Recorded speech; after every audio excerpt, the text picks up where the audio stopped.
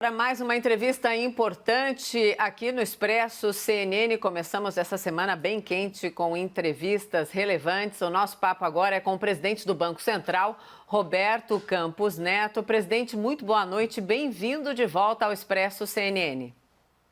Boa noite, Mona Lisa. Boa noite, Caio. Boa noite, Thaís. Boa noite. Presidente, o senhor disse recentemente que a economia brasileira passou por um coma induzido. Quero começar perguntando para o senhor acredita de verdade que a economia brasileira sairá da UTI no ano que vem? Não só a economia brasileira, mas as economias em geral, nessa pandemia, tiveram um efeito parecido com coma induzido, que é você estar funcionando normalmente e aí tem um desligamento rápido de todas as atividades, de grande parte das atividades. Então, em relação a se eu acredito que nós vamos ter uma recuperação, o que nós estamos vendo é que o Brasil teve uma piora menor em vários índices do que outras economias de mercado emergente e está tendo uma recuperação mais rápida. Isso é verdade na indústria, isso é verdade nos serviços, isso é verdade nos índices de confiança, tanto de consumidor quanto da indústria.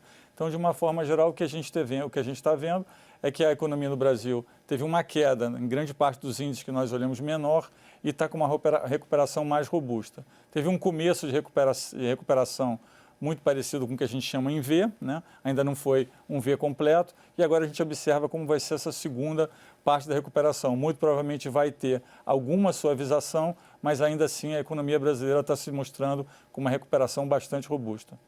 Presidente, boa noite. Obrigado por estar aqui no Expresso, presidente.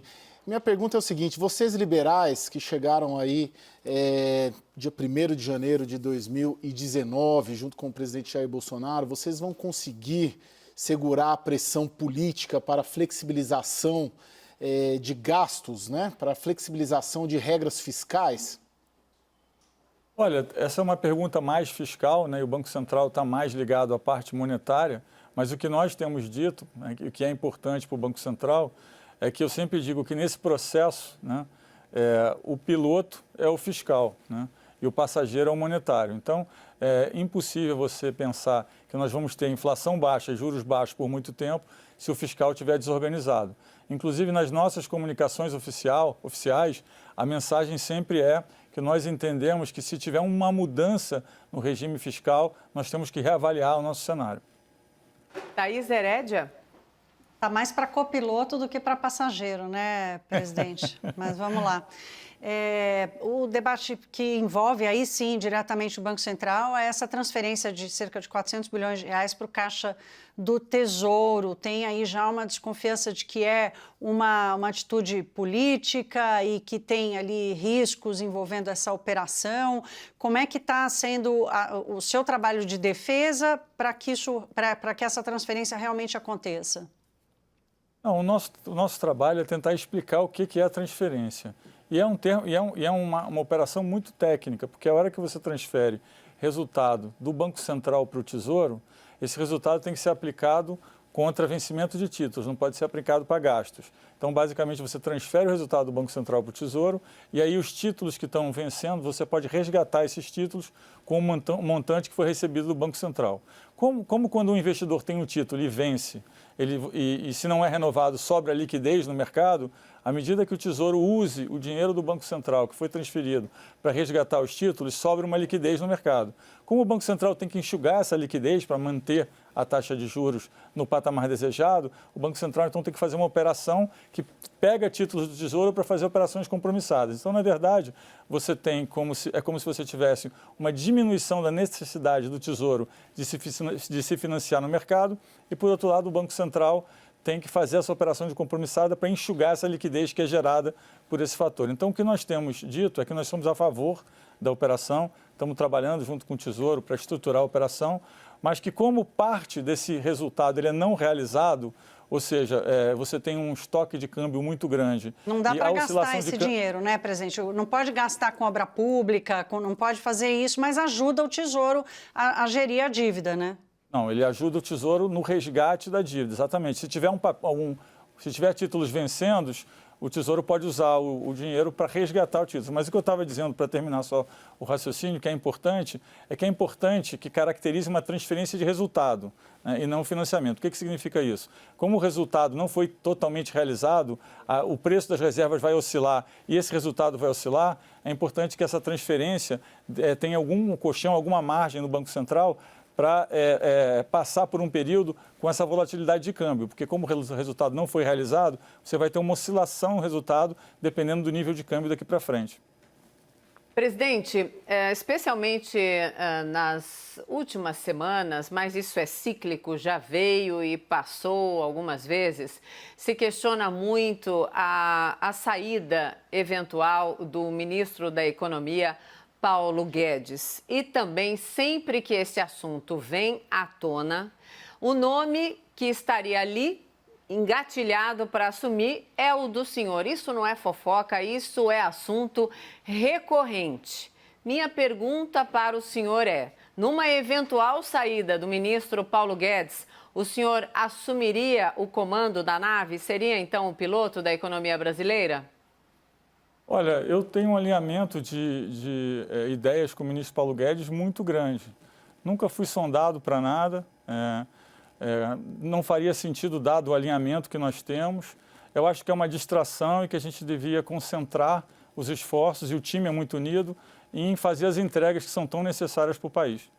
Eu vou insistir com todo respeito ao senhor. Entrevistamos aqui eu, o Caio e a Thaís, o Guaranis, também o Carlos da Costa, e eles deixaram muito claro, se o ministro, por acaso, não ficar na equipe econômica por uma dificuldade em tocar a agenda liberal, que eles também não estariam. O senhor é um nome que recorrentemente é colocado por esse alinhamento e pela capacitação de continuar alinhando itens importantes para o governo federal.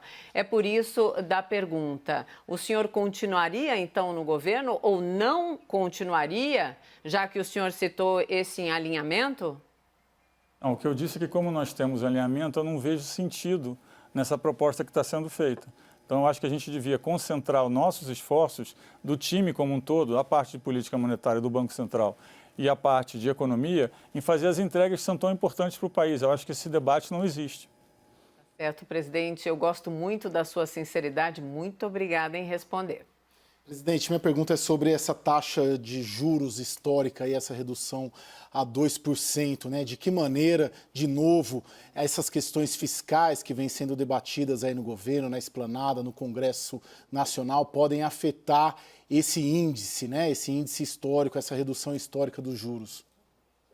Bom, o que nós temos anunciado e comunicado em todos os comunicados oficiais, eu tenho dito nas entrevistas, eu acho que tem sido objeto de amplo debate, é que é muito importante para manter os juros baixos por muito tempo você ter uma sinalização de disciplina fiscal, né? E eu acho que o teto foi importante até para a gente fazer os pacotes que nós estamos fazendo hoje. Vamos pensar que se não existisse o teto, você teria menos possibilidade de desviar de um gasto programado. O fato de ter o teto faz com que as pessoas acreditem que você pode sair, né, de um gasto programado por uma situação de emergência como nós estamos tendo hoje, e você vai voltar, né, à disciplina fiscal exatamente porque o teto existe. Então, ao contrário da colocação de que o teto é ruim, né, nesse cenário de pandemia, é o contrário. Se não tivesse o teto, para o mesmo gasto que nós estamos fazendo, a reação do mercado ia ter sido muito pior. Então, o teto nos protegeu nessa operação de enfrentamento com as medidas de Covid. Presidente, o Senado aprovou há pouco um tabelamento da taxa de juros para cheque especial e rotativo do cartão de crédito. Há outras medidas sendo discutidas nesse sentido e o discurso é de que os bancos só se dão bem e não pagam, não dão a sua contribuição para a recuperação do país. É isso mesmo? Os bancos continuam se dando bem no Brasil, mesmo no meio de uma recessão? Em relação às medidas, nós discutimos, inclusive eu discuti amplamente isso com o presidente da FEBRABAN e com o presidente Rodrigo Maia, numa reunião recente que nós tivemos. É importante entender a razão pela qual em um ou outro produto você tem um juros mais alto. Se a gente olhar a massa de crédito no Brasil, os juros têm caído, ao contrário do que as pessoas às vezes comentam. Se você olhar todos os segmentos e todos os produtos, desde que nós iniciamos mais recentemente essa queda de juros, os juros têm caído na ponta. Nós tínhamos 2 produtos que tinham anomalia. Um era o cheque especial, que o Banco Central atuou, porque existia uma estrutura do produto cheque especial que fazia com quem tivesse um limite muito grande, ou seja, as pessoas que tinham um limite muito grande geravam um custo que era repassado para as pessoas que tinham um limite pequeno, então era um produto que era regressivo e que onerava muito quem tinha um limite baixo de cheque especial até R$500, e também existia um fator muito importante que é quem entrava no cheque especial, principalmente a camada mais de baixo, não saía do cheque especial nunca, em grande parte. Então nós fizemos uma medida, realinhamos, fizemos um limite até R$500 sem tarifa, podendo cobrar tarifa acima disso, e se a pessoa tivesse um limite de cheque especial grande e não quisesse usar, poderia cancelar o cheque especial. Então a gente eliminou essa distorção. O cartão de crédito é um produto que também tem distorções, né? Ele tem um parcelado sem juros, que é um fenômeno brasileiro, que se alongou muito em termos de número de parcelas, ou seja, é um produto que não só não diminuiu, como cresceu com juros mais baixos. A gente tem um fenômeno muito diferente do resto do mundo, que é a parcela que é financiada do montante total operacional que gira no cartão de crédito é muito pequena. Então, o que eu tenho dito é que é importante entender por que os juros do cartão de crédito rotativo é tão alto. Existem várias anomalias que têm que ser endereçadas. Se só tabelar juros funcionasse, a gente não teria nenhum problema, bastava tabelar tudo. O que a gente aprendeu com a nossa experiência passada é que tabelamentos de juros levam às duas consequências. Primeiro, o produto pode desaparecer, ou então você tem distorção entre um produto e outro, e você acaba fazendo um produto de uma forma que distorce a alocação de recursos na economia. Então, nós não entendemos que tabelar é uma medida boa, nós entendemos que precisa entender por que os juros é alto e atacar as razões pela qual os juros é distorcido em alguns produtos. Aí estamos falando basicamente de cheque especial e cartão de crédito. Presidente do Banco Central, Roberto Campos Neto, muito obrigada por mais uma vez conversar conosco. Às vezes as perguntas são um pouco incômodas, mas elas precisam ser feitas. Eu recebi o sorriso, já sinal que tem uma próxima, então.